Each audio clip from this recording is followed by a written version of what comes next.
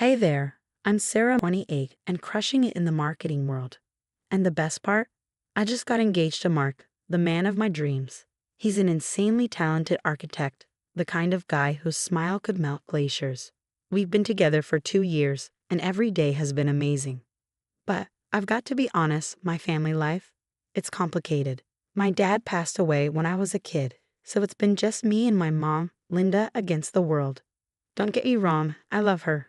But she has this habit of wanting to control every little thing in my life. When I introduced her to Mark, I was over the moon. This guy is everything. But Mom, she had this look, like she was mentally gearing up for battle. I brushed it off as her being protective, typical stuff, right? Now Mark's family? Totally different vibe. His mom, Jessica, is like this big, warm hug in human form. The first time I met her, she hugged me so tight I thought I might need a chiropractor, but in the best way. "Sarah, honey, welcome to the family," she'd said with the kind of twinkle in her eye that makes you want to melt. I've always wanted a daughter, and now I have one. I almost cried, feeling a kind of maternal warmth I hadn't known in years. But as Mark and I started planning the wedding, things got tricky. My mom started nitpicking. The venue? Too small. The flowers? Too tacky. And every time I mentioned Jessica, Mom's face would do this thing. This weird twitch. "What's the problem, Mom?" I finally asked after she made another snide comment about Jessica's dress for the engagement party. "Nothing, sweetie," she said, her smile as tight as my jeans after Thanksgiving. "I just want everything to be perfect for my little girl." I let it slide, chalking it up to pre-wedding stress. Weddings are stressful, right? No need to overthink. Then came the family dinner. Oh man, talk about awkward. We're sitting at this fancy restaurant Mark picked out, and I swear you could feel the tension across the table. My mom's sitting across from Jessica, and Jessica, being her sweet self, tries to make conversation. "So Linda, Sarah tells me you work in finance. That must be interesting." My mom's response, a forced smile and a stiff, "It pays the bills." I glanced at Mark, silently begging for help. He squeezed my hand under the table and jumped in with some story about a crazy client. God, I love him. The rest of the night was a minefield of passive-aggressive comments and awkward silences. By dessert, I was ready to bury my face in my tiramisu just to escape the tension. As we said our goodbyes in the parking lot, Mark pulled me aside. "You okay?" he asked, his brow furrowed with concern. "Yeah, that was weird, right?" I said, needing confirmation. "Definitely not just you," he chuckled, pulling me into a hug. "But hey, they're just being protective. It'll get better." I nodded, wanting to believe him. But as I watched our moms exchange stiff, almost robotic hugs, I couldn't shake this gut feeling that something was seriously off. Fast forward to a weekend of cleaning out my mom's attic, knee-deep in dust and old memories. It felt like an episode of Hoarders Up There.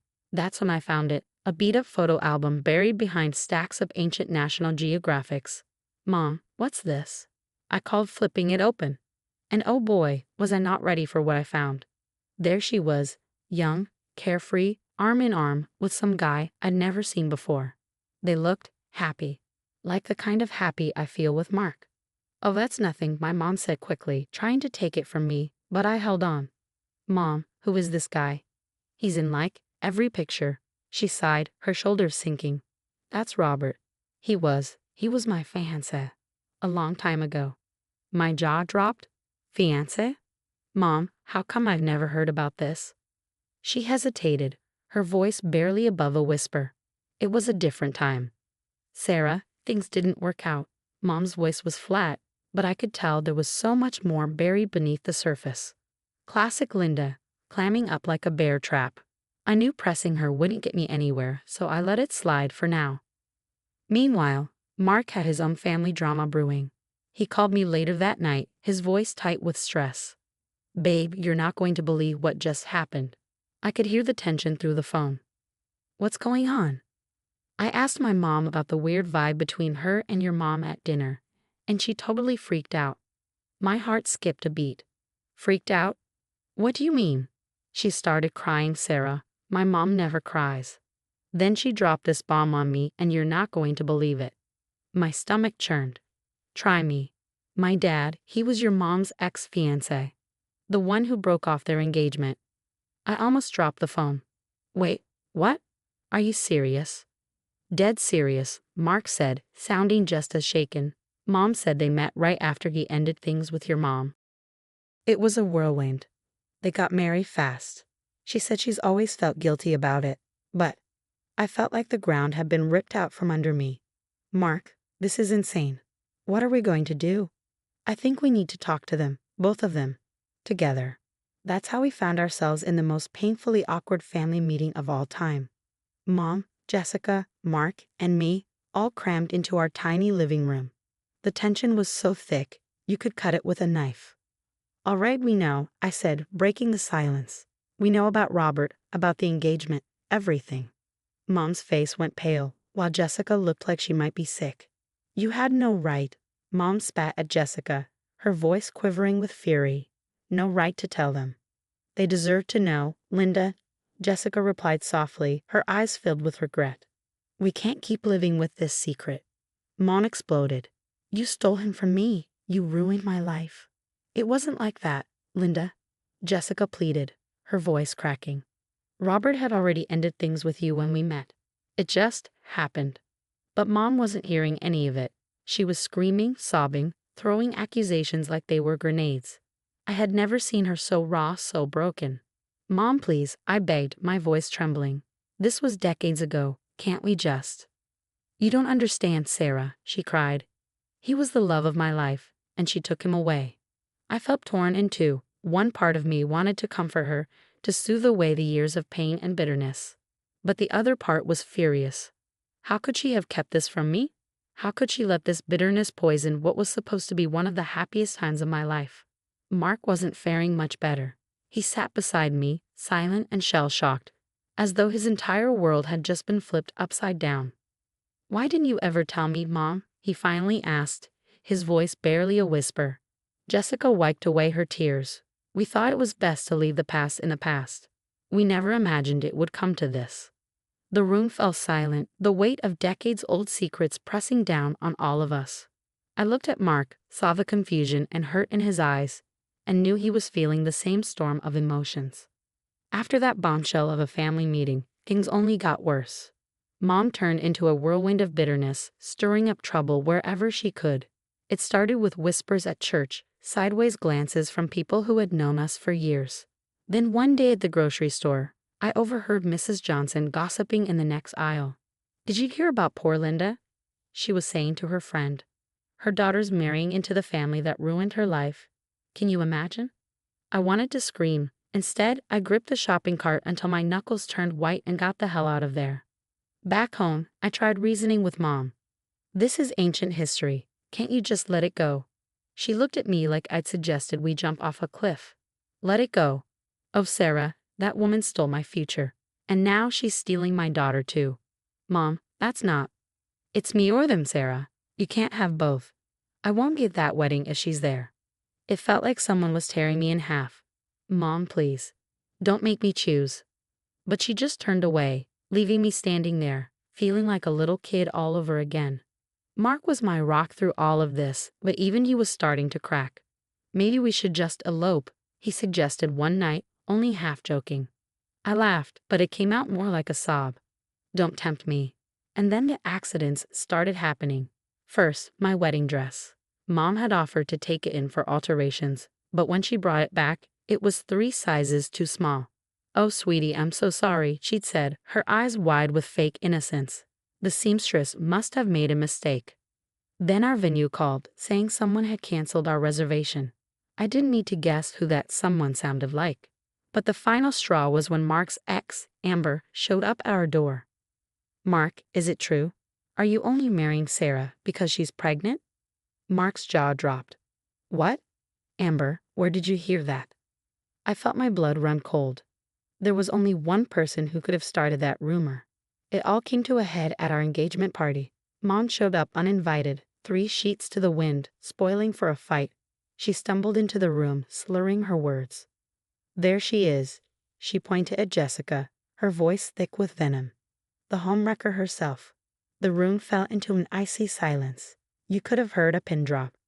Linda, please, Jessica started, but Mom wasn't done.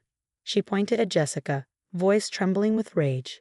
You took everything from me, my love, my future, and now my daughter.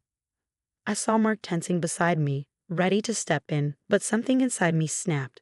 Years of pent-up frustration and resentment rose to the surface, and before I knew it, I was shouting. Enough. The word echoed in the stunned silence. That's enough, Mom. She blinked, her fury halting for a second, shock sobering her up fast. You want to know who's really ruining lives here? It's you. You and your bitterness. Your inability to let go of the past. Sarah, how dare you? Mom started, her voice shaking. But I wasn't finished. No, how dare you? I felt my voice crack, but I pressed on. How dare you try to sabotage the happiest day of my life because of something that happened before I was even born? How dare you spread lies and try to turn people against us? Mom's face crumpled, but I couldn't stop. It was like a dam had broken inside me. Jessica has been nothing but kind to me. She's more of a mother to me than you've been lately. And Mark. I glanced at him, feeling his steady presence beside me. He's the best thing that's ever happened to me. If you can't see that, if you can't be happy for me, then maybe you shouldn't come to the wedding after all. The room was so quiet you could hear a pin drop. Mom stared at me, her mouth opening and closing like a fish gasping for air. Then, without a word, she stormed out. Mark's arm wrapped around me, steadying me. Only then did I realize I was shaking. You okay? He whispered. I nodded, not trusting my voice. I had just stood up to my mom for the first time in my life, and it felt both terrifying and liberating. Jessica approached us, tears brimming in her eyes. Sarah, I'm so sorry. I never meant. I cut her off, wrapping her in a hug. It's not your fault. None of this is. As I looked around the room at the shocked faces of our guests, a realization hit me. This was it, a turning point. No more tiptoeing around Mom's feelings. No more letting her toxic behavior control our lives. After the engagement party fiasco, Mark and I made a decision. Enough was enough. We were going to elope, consequences be damned. We planned a secret ceremony, just us, our closest friends, and Mark's family. No drama. No Mom. Just love. Meanwhile, Mom's web of lies began to unravel. My friend Jen confessed that Mom had tried to turn her against me. That opened the floodgates. Suddenly, everyone had a story about Mom's manipulations. Karma hit her hard. The phone stopped ringing. Invitations dried up. Even her coworkers started keeping their distance. It was like the whole town had put her in a timeout. On our wedding day, Mom showed up at my empty apartment, frantic. She called everyone she could think of, desperate to find me. Finally, our nosy neighbor, Mrs. Perez, spilled the beans, probably savoring every second of it. Mark and I exchanged vows in a sun-drenched garden, surrounded by people who genuinely cared about us. Jessica's speech brought everyone to tears, gracefully acknowledging the past but focusing on the bright future ahead. As we kissed, I felt a weight lift off my shoulders. I was free from the drama, the toxicity, free to love Mark without any shadows looming over us. Later we heard that Mom had gotten into a fender bender driving home alone. It was almost like the universe was giving her a gentle tap on the shoulder, reminding her what happens when you try to wreck someone else's happiness. As Mark and I jetted off for our honeymoon, I felt a bittersweet mix of sadness and relief. I hoped that one day Mom would find peace, but for now I was focused on my future, on building a life with Mark based on love, trust, and freedom from all the toxic baggage of the past. This was a new chapter, and damned, did it feel good to turn the page. Now I've got a question for you. If you were Sarah, would you ever forgive Linda for her actions? Or is there a point where toxic behavior becomes unforgivable, even from a parent? Share your thoughts in the comments below. Your experiences and opinions might help others going through something similar. If you enjoyed this story and want more content like this, don't forget to hit that like button and subscribe to the channel. Your support helps us bring you more engaging stories and discussions. Thanks for watching, and I'll see you in the next video.